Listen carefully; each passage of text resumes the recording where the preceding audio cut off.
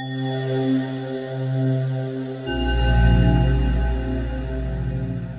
of us love movies. But do you ever wonder what elevates certain movies to the status of favorites? For most of us, a favorite film is associated with where we were in our lives at the time we first saw it, and how it affected us personally in terms of our dreams and that specific film-going experience. But what makes a film so profound that it not only becomes our favorite, but remains our favorite film for years thereafter, ever working its magic on us despite the advancement of age and the onset of change in our lives?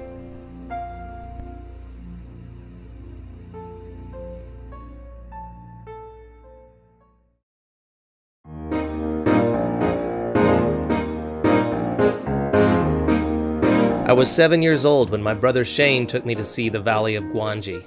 I'm certain the only reason he took me was because Mom and Dad paid him to do so, but he was my big brother and I looked up to him and was proud to be with him. Plus, the movie was about cowboys in the Old West fighting dinosaurs. What was not to love for a boy of 7? I went to see Star Wars with my oldest brother Doug and his wife Karen. I was 14, and it was the first time in my life that I had witnessed a movie become an event right before my eyes. Lines formed around the block, and we had to fight to find 3 seats together. But when the theater darkened and the music began, I knew I was witnessing something special. It was December 1978, and I went to see Superman the movie with my mom and dad. These were troubling times for us. My relationship with my parents was strained, and we didn't have much to talk about on the ride over. But for 2.5 hours in a darkened theater, we made a tenuous connection over the shared belief that a man could fly. I was introduced to Indiana Jones 2 weeks after my 18th birthday, 1 week after I graduated from high school. I had my own car, and I was now able to drive to Wichita on my own to see a movie. And I think I saw Raiders of the Lost Ark 17 times in the summer of 1981.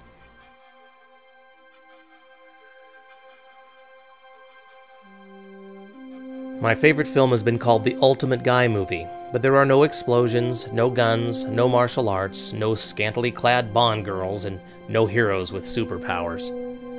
It has been called the ultimate sports movie, but there's no plucky underdog team winning the championship on a last-second touchdown or walk-off home run. It is a film beloved by men of all walks of life.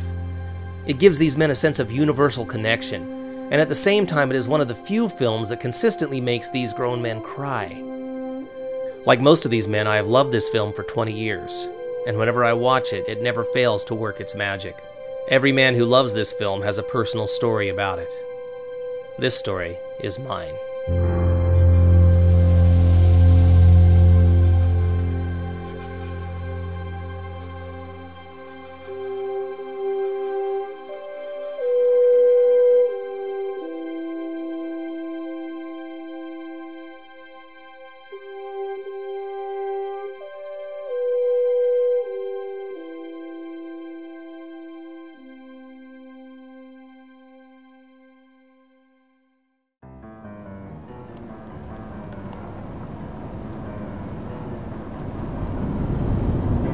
Well, it's about 6:45 in the morning, and I'm driving north on Highway 81, heading up to see the movie side of where the Field of Dreams was shot. The Field of Dreams is my favorite movie. Been wanting to do this for a long time. Go see the Field of Dreams field. I've equated this to a pilgrimage. A pilgrimage, by definition, is a long journey of great moral significance to a shrine of importance to one's faith and beliefs. Famous pilgrimage destinations include Mecca, the Wailing Wall, Lhasa, traditional home of the Dalai Lama, and the Church of the Holy Sepulchre. Pilgrims of all faiths have been traveling to sites like these for hundreds of years as a sign of their devotion to a God of their understanding. So how can I even begin to compare such holy journeys to an 8-hour drive to Dyersville, Iowa? Let's back up a minute to the year I first saw Field of Dreams. It was the summer of 1989, and having missed the film in the theaters, I caught it on cable one evening because the girl I was dating had a crush on Kevin Costner. I can't say I was into Kevin Costner. As you can probably guess from this picture, my favorite movie at the time was Lethal Weapon, and my favorite actor was Mel Gibson. But I did watch Field of Dreams, and while it didn't make the most profound impression on me, I admit that I enjoyed it, even shed a tear or two, and when it was over I felt good for some inexplicable reason. Which is really strange, you see, because the two predominant entry points into the film for most men are baseball and the bond they have with their fathers. In 1989, I didn't like baseball, and I didn't have a bond with my father, so what was there for me to like about this film?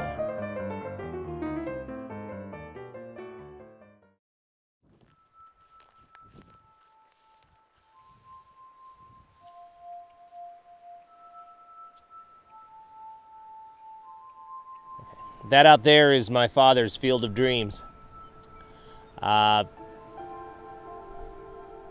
Here is where this is the first field where he played baseball.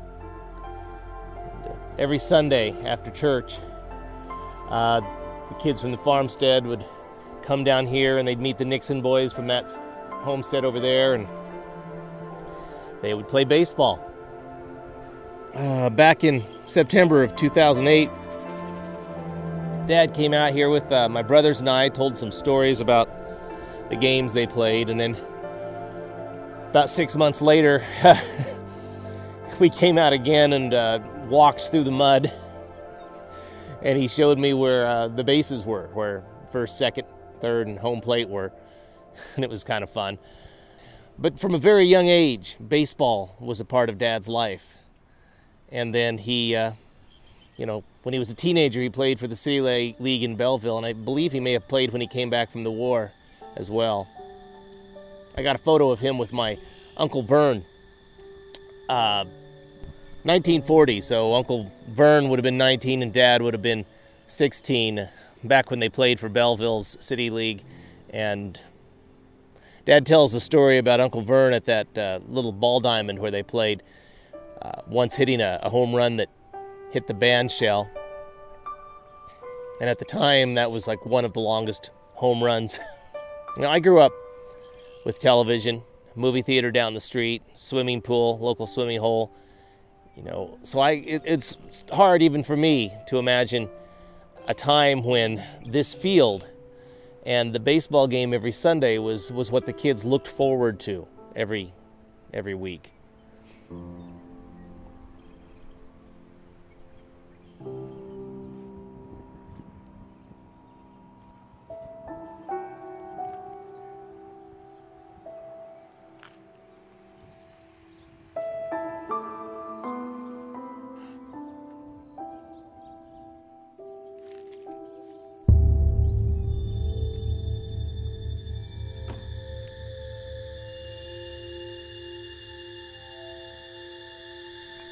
I think the crazy thing is that I didn't share my father's passion for baseball. My brothers, they played all kinds of sports. I didn't play sports. Part of it was this eye. I had no depth perception. I couldn't catch a ball because I couldn't judge how close it was. So I got popped a lot in the face as a kid, and as such I just hated sports because I couldn't catch a ball.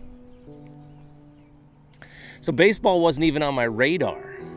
Here's what's funny. Here's how far baseball was off my radar. In 1985, when the Royals won the World Series, they won the whole thing, I didn't know about it. I didn't learn about it. I didn't even know they were in the World Series. I didn't learn about it till the next morning. I was working the night shift at a 7-Eleven at a convenience store, and my boss called me at 4 in the morning and said, when the newspapers come in, grab up as many copies as you can because the Royals won the World Series. They're going to be the front page. Get the Kansas City Star. And I said, "Oh, the Royals? They're in the World. I didn't even know they were in the World Series. I didn't even know they were that good."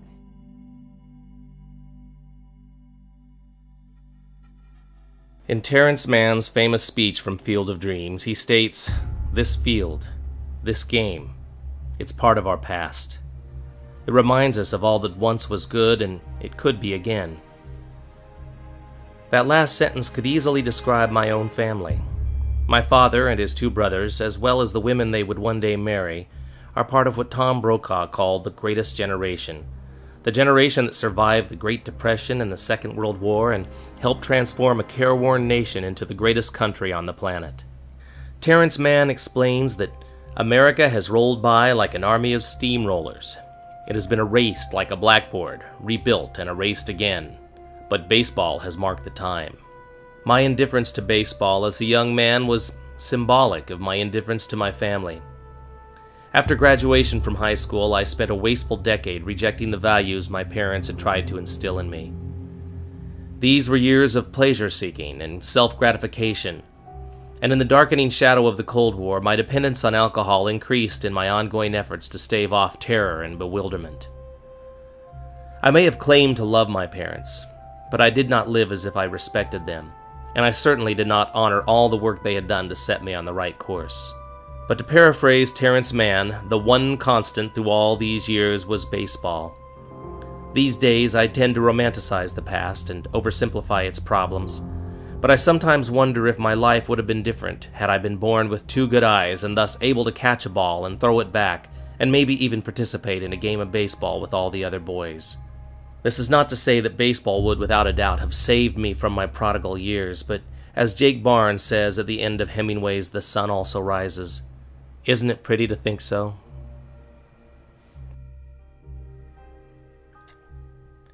Well, it's almost 9 a.m. and I'm only as far as Belleville, Kansas, so miles to go before I sleep.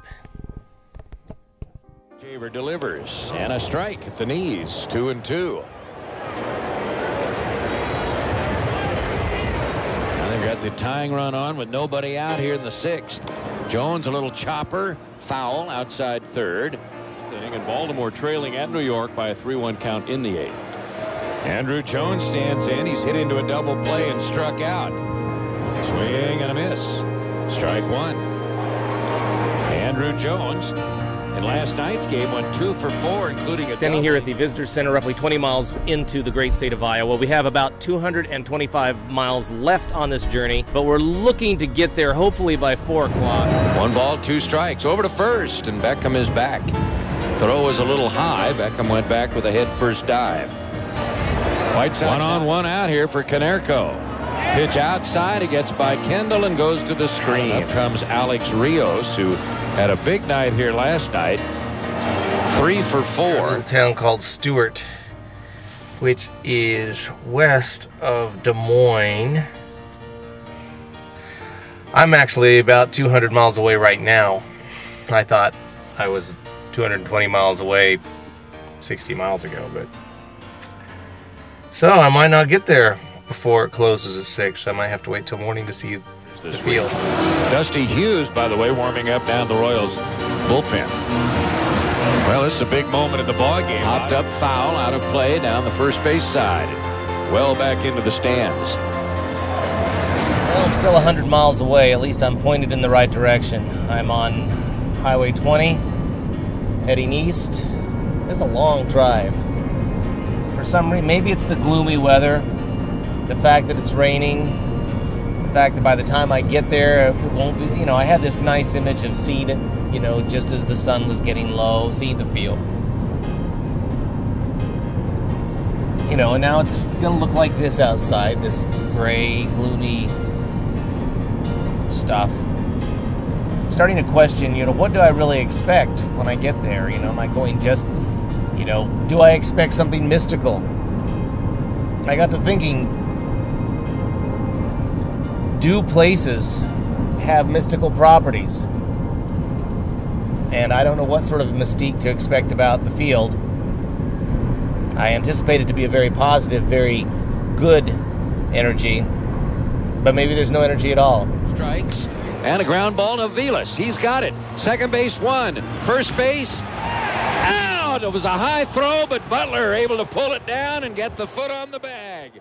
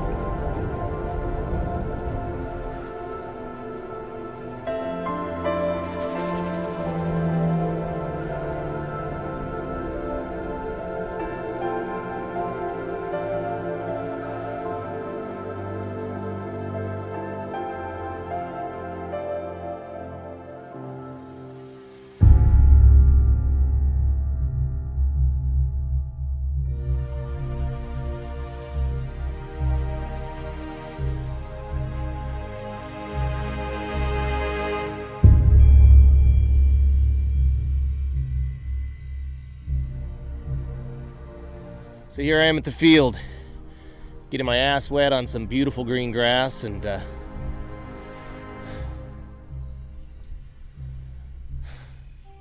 think it's really crazy. I've been to plenty of movie sites. Heck, I grew up around the corner from a movie site. There's something special about this place. I can't put it into words right now, but maybe tonight at the hotel and tomorrow I'll find a way to do it. Well, here I am at the hotel in Dyersville. It's kind of a nice little town. They've got this really pretty basilica downtown. The Basilica of St. Francis Xavier. I think Xavier University was named for that saint. And it's kind of neat seeing this ornate basilica in this little downtown in Iowa. So that's kind of cool. I went downtown because some people out at the field suggested a restaurant down there, but it was closed, so I ended up going to Chad's Pizza. Also got a salad because I need to be getting some roughage. I love this. Chad Pizza has their own bottled water. So we're gonna eat some pizza and we'll chat in a little bit. Well, it was pretty good pizza. Actually, it was really good pizza. Going to bed. I've got the 1995 ALDS Game 5 between the Yankees and the Mariners here on the iTunes. There are 3 major sporting events that I can honestly say changed my life. 2 of them were football games. The third was Game 5 of the 1995 ALDS between the Yankees and the Mariners. If you're not familiar or don't remember, this 5-game series, coming on the heels of a strike-shortened season, was one of the most exciting ever played, and Game 5 is widely considered to be one of the all-time baseball classics. The series opened in New York, where the Yankees took Game 1 by a score of 9-6, capped off by a 2-run homer by Ruben Sierra in the 7th inning. The following night, in the longest playoff game in history, the Yankees won Game 2 when Jim Leyritz hit a 2-run walk-off homer in the bottom of the 15th. With the Mariners only 1 game away from elimination, they came home to Seattle, needing to sweep the last 3 games to advance to the American League Championship Series. Game 3 was on a Friday night, and the Mariners kept their postseason alive with 4 straight RBI at-bats in the 6th, beating the Yankees 7-4. And Charlton back with the 2-2 pitch, and it's swung on and missed, and there will be a tomorrow as the Mariners knock off the New York Yankees 7-4. The following night was a slugfest, with the Mariners beating the Yankees 11-8 and tying the series 2-2 in an evening highlighted by Edgar Martinez scoring 7 RBIs on 2 home runs. And John Wetland one more time set, and here comes the 2-2 pitch to Edgar Martinez now, and the fastball swung on and hit the deep center field. Bernie Williams goes back, and it is get out the rye bread and the mustard this time, Grandma. It is a grand salami. This led to a dramatic Game 5, an extra-inning pitcher's duel with one of the most exciting finishes in the history of baseball. Trailing 5-4 in the bottom of the 11th, the Mariners had Joey Cora at third and Ken Griffey Jr. at second, setting up this thrilling at-bat by Edgar Martinez. Right now, the Mariners looking for the tie. They would take a fly ball. They would love a base hit into the gap, and they could win it with Junior's speed this stretch. And the 0-1 pitch on the way to Edgar Martinez. Swung on and lined down the left field line for a base hit. Here comes Joy. Here is Junior to third base. They're going to wave him in. The throw to the plate will be late. The Mariners are going to play for the American League Championship. I don't believe it. It just continues. My, oh my. This iconic sports moment is known forever as the double by Mariners fans, and it has not only been credited with getting the Mariners' approval to build Safeco Field, but also with keeping Major League Baseball in Seattle. This play is so important to Seattle baseball that the image of Griffey scoring the game-winning run is forever memorialized on one of the walls along Safeco's main concourse.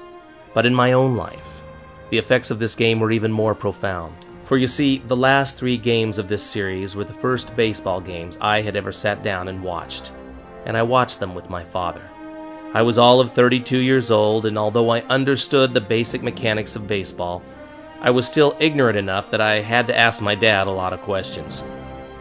Can you believe a 32-year-old man didn't know what a fielder's choice was or what was the ideal situation to bunt? Prior to watching these games with Dad, I had no idea that a sacrifice fly didn't affect a hitter's batting average, and I'd never seen a hit-and-run play to know what it was. And yet here I was, learning all of these things for the first time, not from the television, but from my father. I was getting a second chance to have that father-son baseball conversation that Dad and I should have had when I was 10 years old. Game 5 not only made me a baseball fan, it made me a Mariners fan as well. This proved to be fortuitous, because you see, when Edgar hit that double, somewhere in this section sat a beautiful girl who was just 1 week away from making a major move from Washington to Kansas. 1 year later, I would meet that beautiful girl, and a year after that, we would be married. So I guess in a way you could say that my fate was bound forever to that Game 5.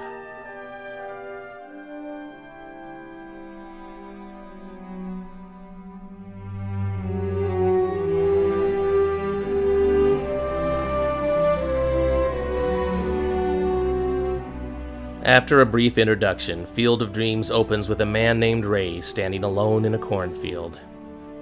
We have learned that he is a child of the 60s who grew up in the city and attended college at Berkeley, so farming is perhaps the last thing he should be doing. Most men, myself included, feel an immediate connection to Ray, understanding that isolation and the sense of regret that comes from making wrong choices. That was where I was in 1989 when I first saw Field of Dreams. Then Ray hears a voice that is later accompanied by a vision of a great baseball player, Shoeless Joe Jackson. The voice says, "If you build it, he will come." And Ray is compelled to do something dramatically different by building a baseball field in his corn, which will alter the course of his life forever. I did not hear a magical voice, but in 1994, 5 years after I first viewed Field of Dreams, I saw magical words printed in a Nike ad on the back of a Sports Illustrated. The words were accompanied by a vision of a great ball player, Nolan Ryan, and they did not say, "If you build it, he will come," but rather, "The only one who can tell you you can't is you, and you don't have to listen." When I saw those words, I had hit the bottom in my life, so I picked up the phone and I called for help. I quit drinking, and I've been sober ever since. Most people know that part of the story. Not too many people know that the piercing eyes of a 44-year-old Cy Young winner inspired me to try something as dramatically different as sobriety. So began my journey, which culminated in my reconnecting with my father over baseball. And likewise, baseball helps Ray Kinsella reconnect with his father as well. This was the main parallel with my life when I saw Field of Dreams, but there were others. One of the people Ray meets on his journey is Moonlight Graham, played by Burt Lancaster, a small-town doctor who once played half an inning in the majors before leaving the game and going back to medical school. Moonlight Graham is kind and wise and perceptive. And do you think it's a coincidence that he resembles somebody else I know? Here's another weird coincidence. In Field of Dreams, Ray travels halfway across the country to Boston, where he meets Terrence Mann, a brilliant writer who becomes Ray's mentor and confidant. In my own life, roughly 10 years after I saw Field of Dreams, I traveled halfway across the country to Los Angeles, where I met Frank Jenkins, a brilliant writer who would become my mentor and confidant. How weird is this resemblance? Finally, there's Ray's wife Annie, strong and unafraid to express herself. The chemistry between Kevin Costner and Amy Madigan makes you believe that Ray and Annie are best friends. When I was alone, I wanted a woman like Annie. Someone strong, unafraid to express herself, someone who would become my best friend. Turns out she was in attendance at the first baseball game I ever watched. These are just a few of my connections to Field of Dreams, but my personal story doesn't really explain what it is about the movie that has such universal appeal for so many men. I am reminded of the lament of a great Italian poet in the early 1970s as he mourned the passing of reverence. He believed men no longer had that profound sense of awe and respect for anything, be it life, art, God, or even themselves. Perhaps Field of Dreams is special because it is about that sense of awe for life, for family, for friends, for our past, even for a silly little game that marks the rhythms of a lazy afternoon. But really, Field of Dreams is not about baseball. Baseball is just a catalyst for people to come together and find common ground, because it is on common ground that miracles happen. Rather, Field of Dreams is about faith, about trusting that inner voice that tells us to create something totally illogical. If you build it, he will come is more than a movie quote. For me, it's the summation of a belief system. Every day we have the opportunity to build something, not just physically, but spiritually. You can build a better relationship with your spouse, build a new friendship with a stranger, or build a life of sobriety defined by giving inspiration rather than frailty.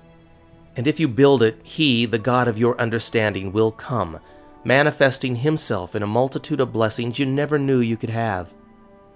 Field of Dreams is more than a movie. It's a great parable of my generation. And like any good parable, it's really the story of our lives.